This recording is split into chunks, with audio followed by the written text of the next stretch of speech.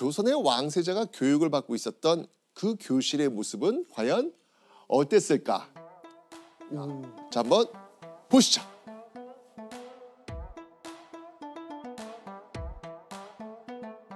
지금 보는 그림이요. 조선의 왕세자가 공부하는 모습을 담은 회강 반차도라고 하는 그림입니다. 자, 회강이라고 하는 것은요. 한 달에 두세 번 진행되는 일종의 참관 수업입니다. 참관 수업. 참관 수업. 공개 수업 느낌이에요. 그렇죠. 자, 그리고요. 왕세자 교실은요. 전각 하나가 통으로 사용이 됩니다. 그리고 그 안을 좀 이렇게 잘 들여다보시면요. 앉아있는 사람들 보이시나요, 지금요? 네. 네. 이 사람들 모두 누굴까요? 선생님들. 선생님이. 정답. 바로 왕세자의 선생님들이십니다. 자, 그리고 제일 앞에 앉아있는 이 두 사람은 바로 그 선생님들을 대표하는 인물입니다. 자, 그렇다면 이 두 사람을 부르는 말 뭐였을까요? 스승님? 아닙니다. 동현 씨가 요거는 많이 쓰는 단어예요. 오.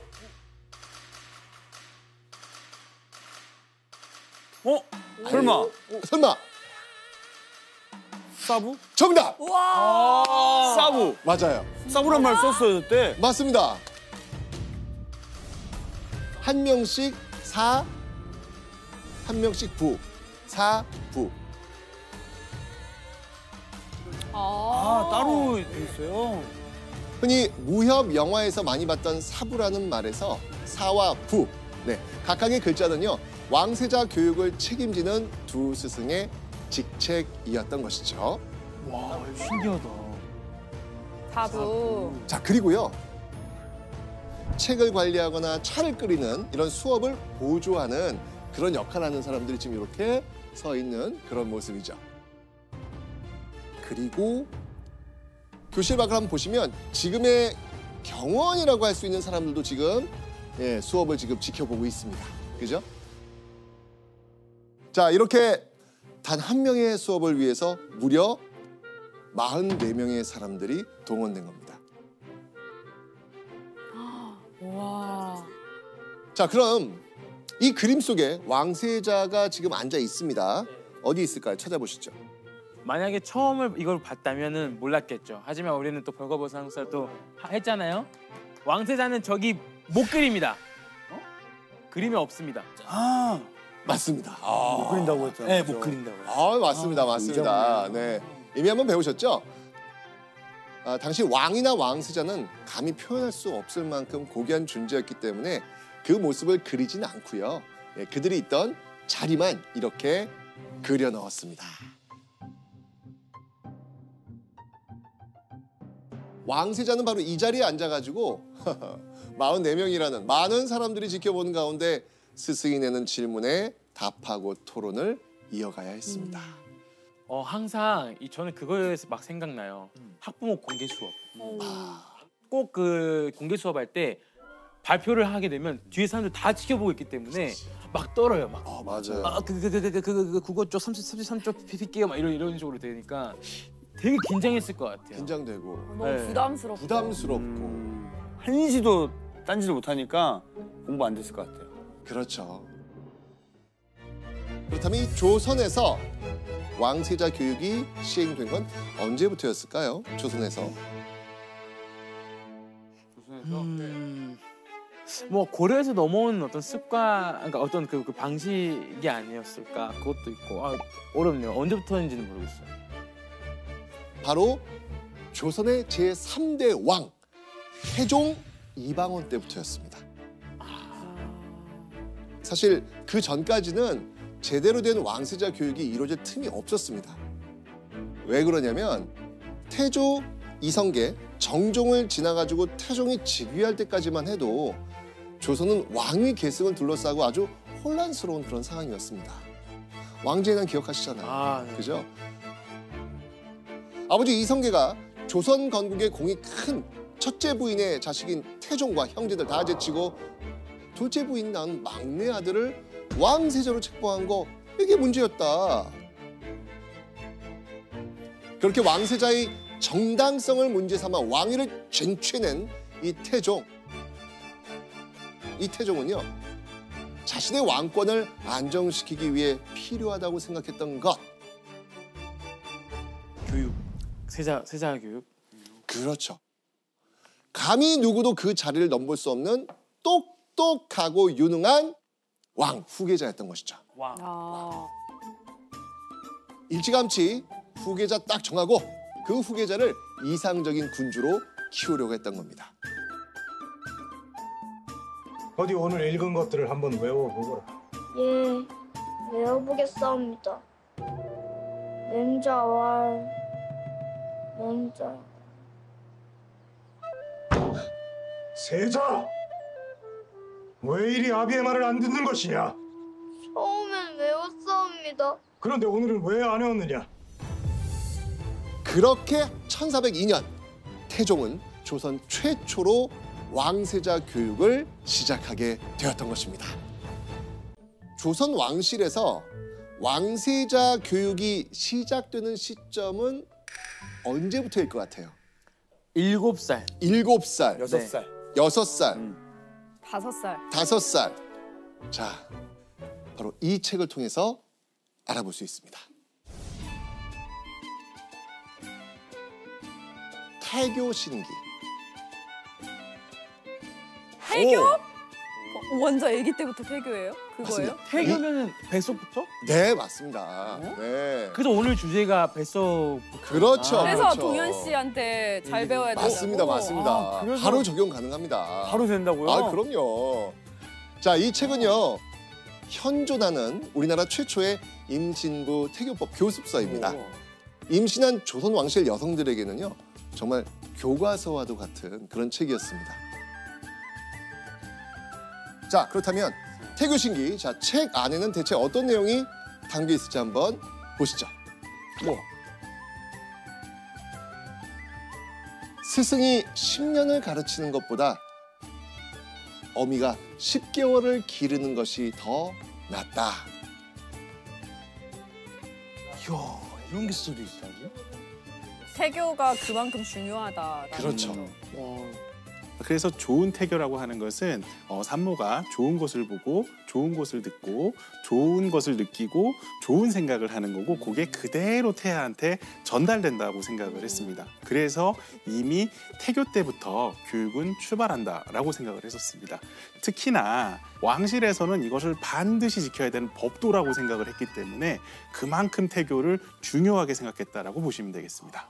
자, 그렇다면 아이를 갖자마자 시작되는 왕실만의 특별한 태교 방법. 아, 너무 좋아요. 궁금해요. 그죠, 도윤 씨? 특히? 아, 이거 하늘의 뜻입니다. 그러니까요. 오늘부터 바로 시작할게요. 오늘 바로 시작. 네. 아직은 회임 초기이니 무조건 안정이 필요합니다.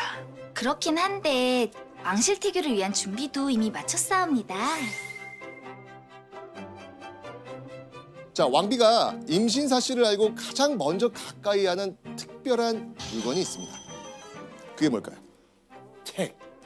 책을 읽어주는 거죠. 어, 맞아요? 정답. 역시 아빠라서. 아, 그런데 그런데 예. 왕실 태교법이에요. 네. 어떤 책일까요? 책의 형태. 책의 형태? 어떤 책이냐면 역시 로얄 패밀리 다릅니다. 바로 옥으로 만든 경전입니다. 옥으로 만든 옥으로 만든 거예요? 옥으로 만든 경전. 자, 왜냐면요, 당시 옥은요, 성질이 몸에 이롭고 정서적으로 편안한 빛깔이라고 생각을 했습니다.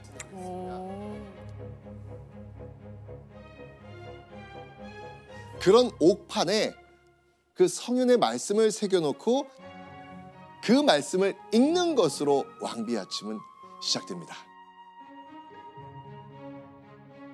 자, 조선 왕실에서는요, 본격적인 태교가 시작되는 그 시점이 언제냐면 임신 3개월째예요. 임신 3개월 때 본격적으로 태교가 들어갑니다. 자, 이때가 되면요, 왕비는요, 중궁전을 떠나서 한적한 별궁으로 거처를 옮기는 겁니다. 그리고 이렇게 처소를 옮긴 왕비는요, 심지어 남편조차 만나지 않습니다. 되게 안 좋은 거 아니에요? 그러니까. 왜요? 남편은 안 만나요? 못 만난다. 굉장히 남편 섭섭할 것 같은데 이유가 혹시 있나요?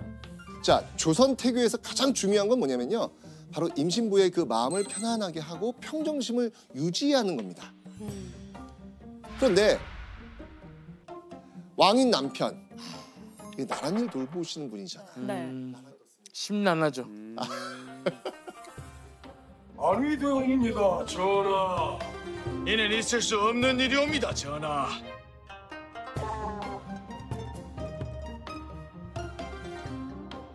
세상의 어지러운 일들과 가장 많이 부딪히는 사람이 바로 왕입니다. 그래서 왕과 왕비는 가급적이면 만나지 않고요, 편지로 소식을 주고받습니다. 그렇게 임신 5개월째가 되면요, 왕비는요, 밤낮으로 이런 소리까지 들어야 했습니다. 어떤 소리일까요? 보시죠.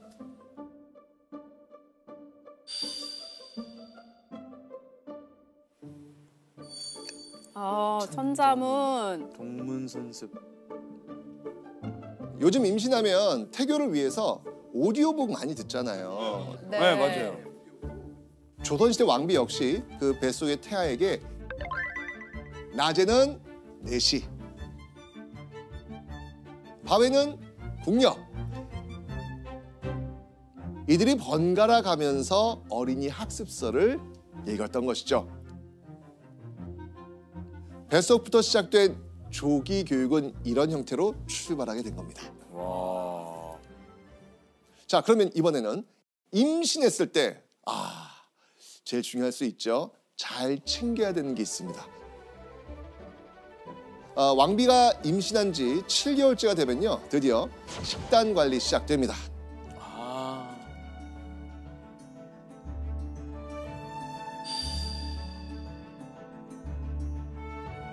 자, 그리고 이때부터 왕비는 절대 먹을 수 없는 음식이 있습니다. 채소는 무조건이고 먹어야 되고. 고기도 무조건이고. 바로 고기 반찬입니다. 고기요? 네. 왜요? 고기 먹어야 되는데. 저희 첫째 태어날 때 고기 엄청 먹었는데요. 교수님, 왕비가 딱 먹고 싶은 거 또 고기면 또 먹어야 되는 것도 정신적으로도 굉장히 좋고 또 단백질이 임신했을 때 얼마나 중요한데 왜 못 먹게 하나요? 그 조선 시대의 그 태교 관련 서적들을 보게 되면 이 음식과 관련된 금기들이 굉장히 많이 있습니다. 그 중에서도 고기와 관련된 게 굉장히 많아요. 왜냐하면 그 당시에는 고기는 깨끗하지 못한 음식, 정갈하지 못한 음식이라는 그 생각이 굉장히 강했습니다. 그리고 그 당시에 고기를 다루는 이 가공법이나 조리법이 오늘날처럼 발달하지 못했으니까 실제로 고기를 먹었을 때 위험할 수도 있는 거죠. 그럴 수 있겠네요. 그 당시는. 그러니까 좀 이해는 되네요. 이해되시죠? 네. 산실밖에 걸린 구리종을 쳐서요, 아이의 탄생을 알렸습니다.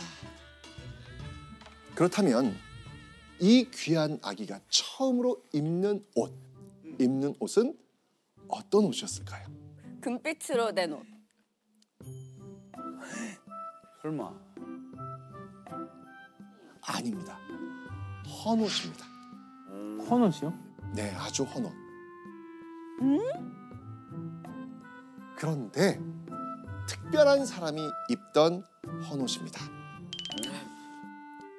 바로 고위 관리 중에서 무병장수한 사람의 무명옷. 그 무명옷을 처음으로 입힙니다.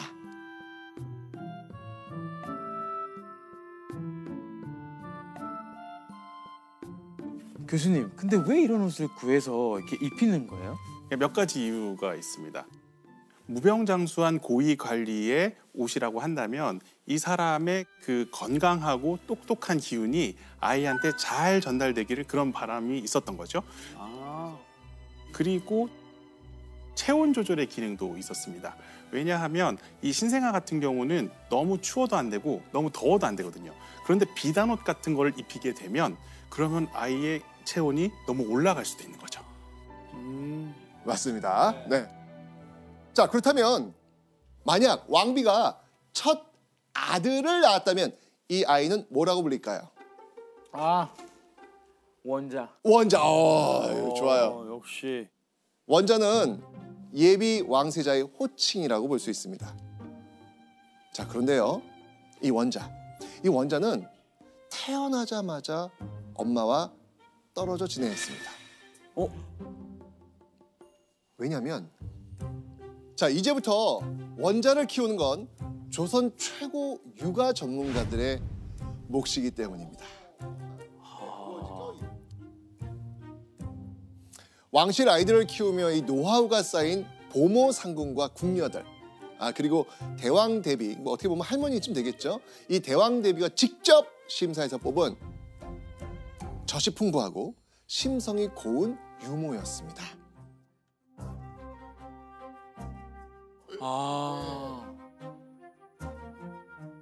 조선 왕실이 엄선한 육아 전문가들의 보살핌 속에서 자라났던 원자는요, 어느 순간 바로 그분을 만나게 됩니다. 그분이 누굴까요?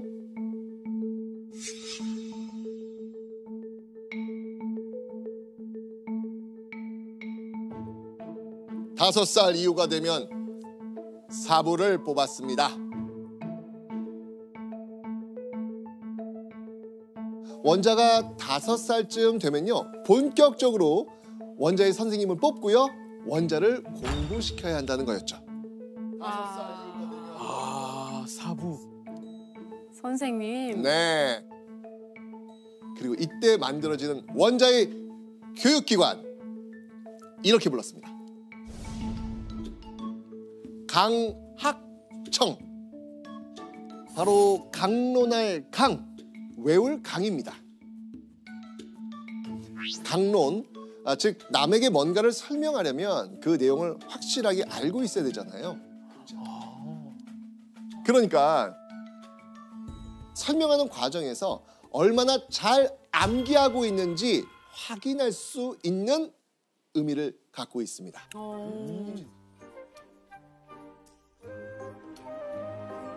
천하의 근본은 나라에 있고 나라의 근본은 집안에 있으며 집안의 근본은 자신에게 있다. 아주 잘하셨습니다. 자, 그럼 이때 겨우 5살의 원자에게 뭘 외우게 했을까요? 바로 유교 입문서 소학입니다. 그리고 효의 도리가 담겨있는 효경이라는 책을 배우기 시작합니다. 그러니까 이때 원자의 수업은 바로 책을 통째로 외워서 말할 수 있을 때까지 계속되는 겁니다. 와, 이때부터 시작된 거네요. 한국의 암기 교육. 한국의 암기 교육. 강학청. 벌써 스트레스. 나 벌써 스트레스. 어떻게 외워? 교수님, 근데 이게 5살부터 이게 암기한다는 게 너무 좀 심한 게 아닌가요? 그 당시에는 왕실뿐만 아니라 일반적인 민가에서도 외우는 교육은 굉장히 보편적인 교육이었고, 그 당시의 지식인들이라고 한다면 당연히 경전은 외웠었던 상황이었어요. 이제 그러다 보니까 이 아이가 말을 알아듣고 말을 하기 시작할 때 경전 교육이 바로 들어가는 거죠. 맞습니다. 네. 자, 한문과 유교 경전을 달달달달 외우면서 어쨌건 간에 이 암기 지옥에 빠지게 된 5살 원자. 자, 그렇다면 이 원자는 강학청 수업을 얼마나 자주 들어야 했을까요? 매일매일. 네, 맞습니다. 어우. 수업은 아침, 낮, 저녁으로 45분씩 진행이 됩니다.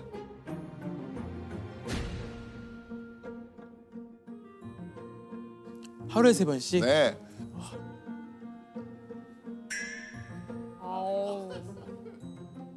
자, 그런데 원자가요, 하루 종일 수업을 듣는 건 아닙니다. 그러면 원자는 공부하는 시간 이외에는 남는 시간엔 과연 또 무엇을 했을까? 그게 중요한 것 같아요. 뭐 하지? 그쵸? 바로 사회성을 길러주기 위한 교육이었습니다. 사회성을 길러주기 위한 교육? 네. 모실배 아이동, 바로 배동입니다.